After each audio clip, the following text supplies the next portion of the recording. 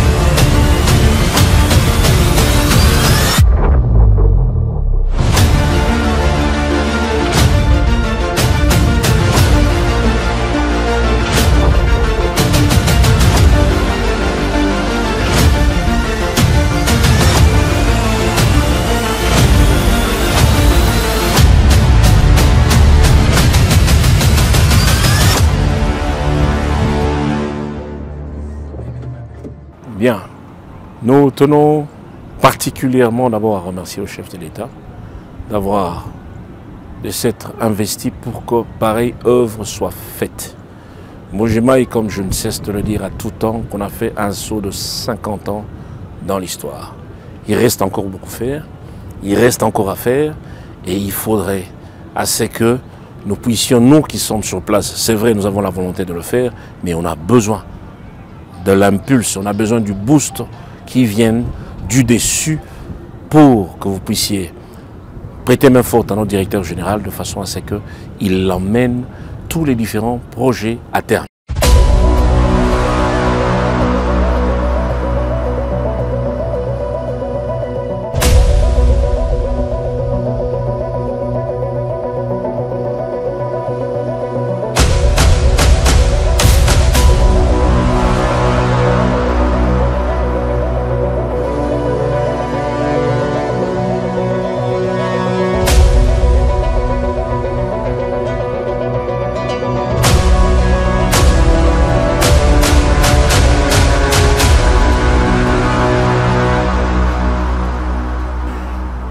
Bien, là, nous sommes devant le bâtiment de la tour de contrôle. Et comme vous le savez, à chaque aéroport, il y a des bâtiments ou des installations qui sont les plus importantes. Les installations les plus importantes, nous commençons d'abord par la piste. C'est ce qui définit en fait l'existence même d'un aéroport ou d'un aérodrome. Et nous avons la tour de contrôle. La tour de contrôle, c'est là que vont travailler les gens qui vont faire descendre les avions, les faire monter et puis coordonner le tout. Et c'est en fait le symbole visible de l'aéroport et bien entendu le symbole du pouvoir. Alors là, c'est la nouvelle tour qui s'élève à près de 5 étages avec une vigie qui est au-dessus. Et il y a des bureaux en bas, les blocs techniques et tout ce qui suit. Nous allons entrer. Il y aura aussi l'ascenseur, vous allez voir la cage.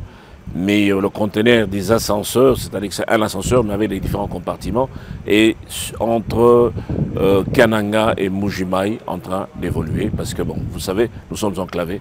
Pour faire la route, ça prend du temps. Et vu que les conteneurs pèsent, ils doivent faire la route. Avec la pluie qui a commencé, donc c'est lentement. On peut entrer. Du coup, on va monter par ici. Ici, là, nous sommes à l'entrée. Il y aura des bureaux à gauche, à droite, des bureaux à gauche. Je préférerais qu'on commence par la vigie pour redescendre et faire le contour. Et nous sommes en travaux de finition. Donc, le retard est dû, n'est-ce pas, à l'approvisionnement logistique. S'il vous plaît. Voilà. Ici, comme vous le voyez, c'est la cage de l'ascenseur. Et je crois que vous avez déjà vu les ascenseurs ailleurs, vous comprendrez que c'est cela. Bien. Et nous évoluons jusqu'au 5e étage. Soyez prudents parce qu'il y a des travaux en cours.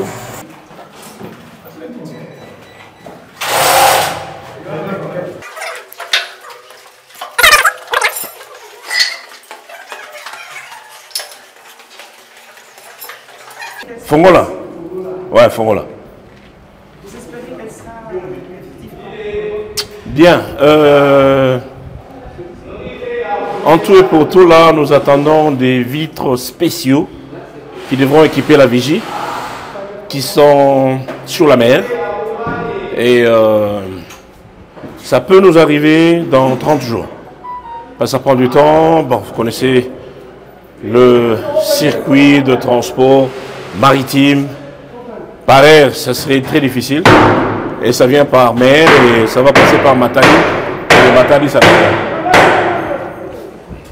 Ça, c'est le bâtiment, ou j'allais dire le bureau le plus important de la tour de contrôle, la vigie, où travaillent les contrôleurs de trafic aérien qui doivent avoir une vue en 360 degrés du ciel et une vue complète de la piste. Et à la hauteur nous sommes presque à la même hauteur que Kinshasa. Et c'est par rapport à la distance de 2320. D'où ce projet va nous amener à avoir une piste qui va aller jusqu'à 3000 ou 3000 un peu plus. Donc, on fera une petite extension vers le sud, ça c'est le sud de l'aéroport, et une grande extension vers le nord.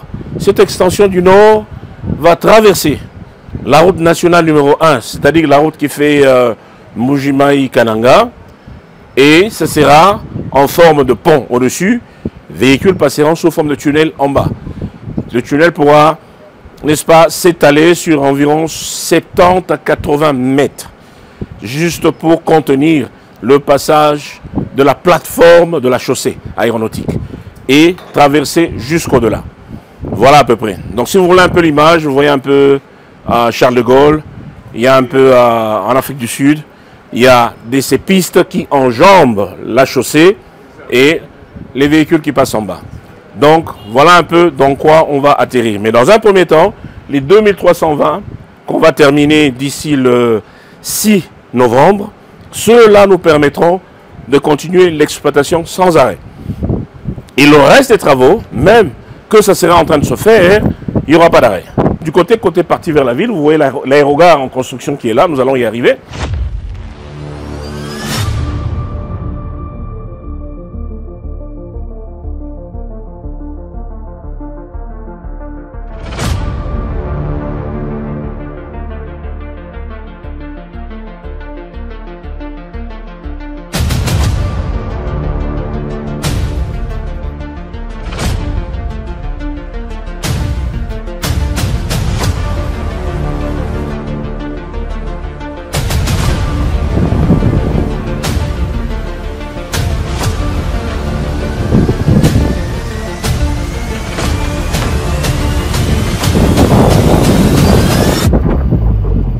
Donc ici, là, nous sommes sur le nouveau tarmac, qui est le double de l'ancien tarmac. Il nous fait 250 sur 190. Et il pourra recevoir autant d'avions et d'une façon propre et bien alignée. Parce que d'abord l'ancien, qui a été érigé en 1974, complètement détruit, il avait pratiquement le même âge que l'ancienne piste. 50 ans, donc après 50 ans, on essaie toujours de le maintenir jusque-là. Et probablement, il pourrait être utilisé momentanément pour le cargo en attendant à ce qu'on finisse avec le nouveau tarmac cargo.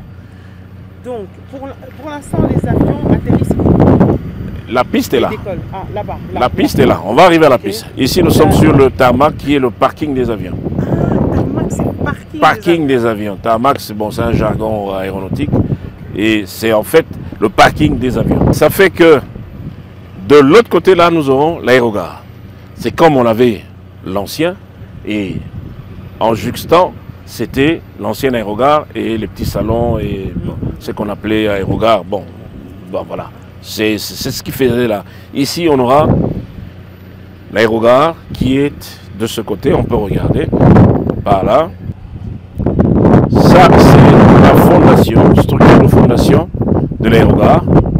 Ce sera en 2 modules. Ce module en construction, c'est le module national. Et puis, on va ériger le module international qui va le jouxter à sa droite. Entre cette extrémité-là et de l'autre côté, ça nous fait environ 50 mètres. Ce sera l'ajout qu'on va faire à ce tarmac. Et cet ajout sera fait proportionnellement au prolongement de la piste parce qu'on devrait aller vers les 3000. Et en partant vers les 3000, c'est-à-dire qu'on est en train de viser les avions de gros tonnage qui ne peuvent pas se poser sur cette distance de 2320. Et la distance de 2320, notre avion de référence, c'est l'Airbus 320. D'où, quand on va aller à 3000, notre avion de référence deviendra l'Airbus 330. Et tout celui qui le ressemble. C'est que l'Airbus 330 est plus costaud, il avoisine les Boeing 747 et tout ce qui suit et consort. Donc quand on arrive à cette distance, on pourra recevoir maintenant tout gabarit sans distinction. Et le parking avion sera ajusté à cet effet. Raison pour laquelle l'espace aérogare a déjà été décalé. Pourquoi? Parce qu'on va faire une plateforme qui va relier les deux. Donc, quand on aura terminé avec les 3000, en ce moment-là, on pourra recevoir toute catégorie d'avions. Alors, le tarmac, est-ce que vous avez un tarmac national et international ou c'est le même? Ça sera pratiquement le même. Parce qu'en fait, on aura tarmac passager et tarmac cargo. Ah oui, oui. Ouais. Les passagers qui embarquent et qui débarquent, normalement, on doit scruter, on doit les canaliser, on doit savoir, on doit les contrôler parce qu'en fait, c'est un point de sûreté. Et n'est-ce pas, en identifiant, en voyant qui vient, ce qui veut dire que si vous êtes non autorisé, on vous refoule. Si vous êtes dangereux, on vous contrôle. Si vous voulez forcer l'embarquement, donc, et prendre toutes les dispositions nécessaires pour éloigner tout ce qu'il y a comme risque, n'est-ce pas, à l'aviation. Raison pour laquelle il faut vraiment faire la ségrégation. Pourquoi? Parce que aussi au cargo, on doit contrôler quel type de cargo arrive, qu'est-ce qu'il y a, quel est le contenu. Est-ce que c'est dangereux? Ce n'est pas dangereux, c'est autorisé à rentrer. Bon, quand je dirais le pays, mais autorisé à venir ici, et ce sont les armes, c'est ceci, c'est cela et quand ça. Donc il faut un espace dédié à cet effet où le contrôle peut être fait calmement et pouvoir vraiment rassurer, bien entendu, l'aéroport, la ville et le pays. Voilà un peu. Donc, ici, là, le taux de réalisation ici, c'est pratiquement 95%. On a déjà terminé. Il reste la jonction, n'est-ce pas, pour qu'on termine de façon à ce que les avions viennent en toute assurance s'opposer. Souvenez-vous qu'à l'époque, on avait même Éthiopien qui venait. Il avait cessé de venir à cause du mauvais état de la piste. Et maintenant, quand on aura le bon état de la piste, il n'aura plus de raison de refuser. Donc voilà un peu tout ce dont on veut mettre dans le panier pour offrir, bien entendu, sûreté, sécurité aux exploitants de compagnies aériennes tant nationales qu'internationales. Parfait. Voilà. Parfait. Et là, nous sommes au deuxième. On va aller maintenant au troisième chantier. Ok, super. La caserne, ou plutôt la centrale électrique.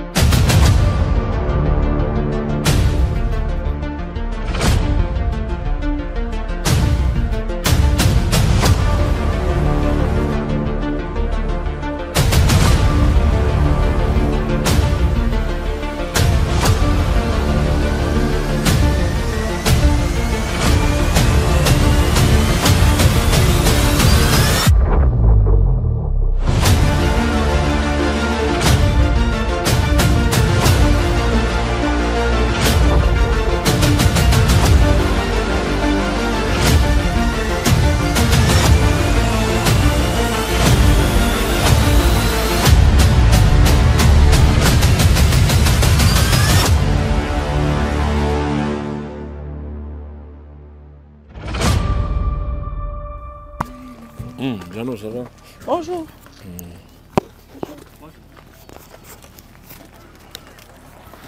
Bien, là c'est la station d'Ivor, donc c'est le Vor-Doppler. Ça représente l'aéroport de Mbujimai. Ça veut dire, quand vous survolez le Kasaï oriental, vous recevez le signal d'une station qui représente l'aéroport. En l'air, on ne voit rien. En l'air, les pilotes sont aveugles. C'est-à-dire qu'ils suivent des cartes. Mais ces cartes sont immatérielles. Ce n'est pas comme le terrestre où on va mettre la carte et puis à la route. Dans l'air, il n'y a absolument rien.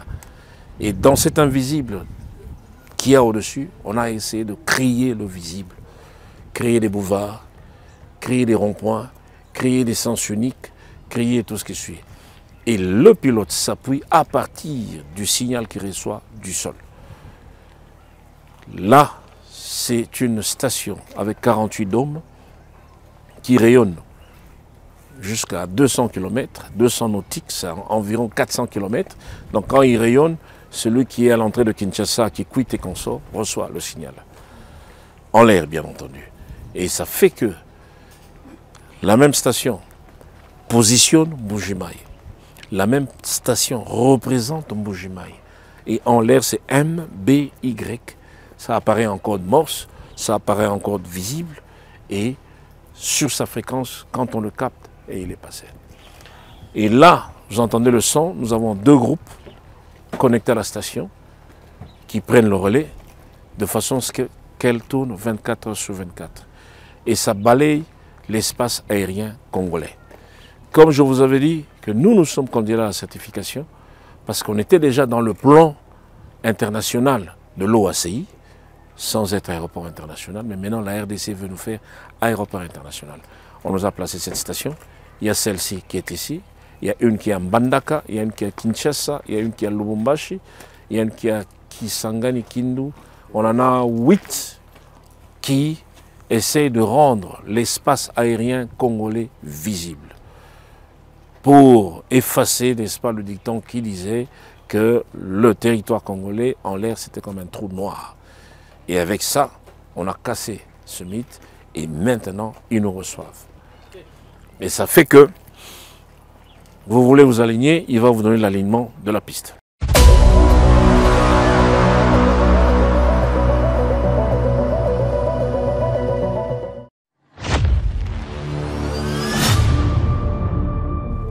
Bien, là c'est le bâtiment de la caserne anti-incendie. Comme vous le voyez, c'est au nord, recommandé par l'OACI. Salle de gymnastique, les autres bureaux, salle de training, ainsi de suite, salle de conférence, il y a tout.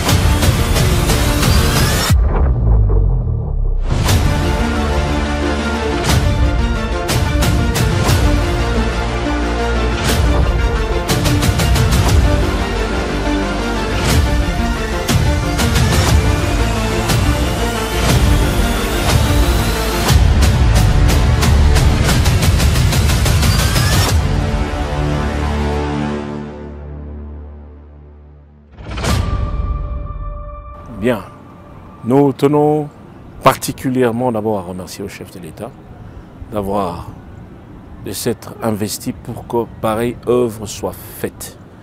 Mbuji-Mayi, comme je ne cesse de le dire à tout temps, qu'on a fait un saut de 50 ans dans l'histoire. Il reste encore beaucoup à faire, il reste encore à faire et il faudrait assez que nous puissions, nous qui sommes sur place, c'est vrai, nous avons la volonté de le faire, mais on a besoin de l'impulse, on a besoin du boost qui vienne du dessus pour que vous puissiez prêter main forte à notre directeur général de façon à ce qu'il emmène tous les différents projets à terme. Nous sommes enclavés, problème d'approvisionnement en logistique qui est très sérieux, qui a retardé ces différents chantiers de 24 mois à 5 ans où nous sommes, mais Dieu merci, ça avance. Et que s'il y a un boost beaucoup plus fort encore, nous pensons pouvoir terminer ça dans le temps. Il y a encore à beaucoup faire, mais nous souhaitons assez qu'un intérêt particulier soit mis dans le problème d'approvisionnement en logistique. C'est ça un peu notre difficulté ici à Mbuji-Mayi. Ailleurs, c'est facile. Ici, le projet peut être signé, mais l'approvisionnement, sans l'approvisionnement, on ne peut pas avancer. Et raison pour laquelle nous suggérons même à ce qu'il y ait, pourquoi pas, un pont aérien avec un avion comme un Ilyushin 76 de grande capacité qui peut pallier à tous ces différents déraillements, tous ces différents bourbiers sur les routes et permettre à ce que les chantiers d'intérêt nationaux et ce chantier d'intérêt national puisse se terminer dans le temps et qu'on puisse commencer à en bénéficier.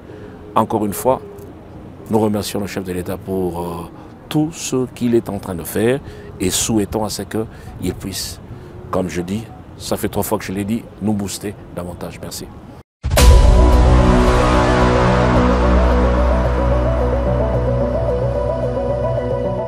Notre émission est à présent terminée. Merci de l'avoir suivi. Merci à l'équipe technique et rendez-vous très bientôt pour un autre numéro de votre émission Les réalisations de Fatchi.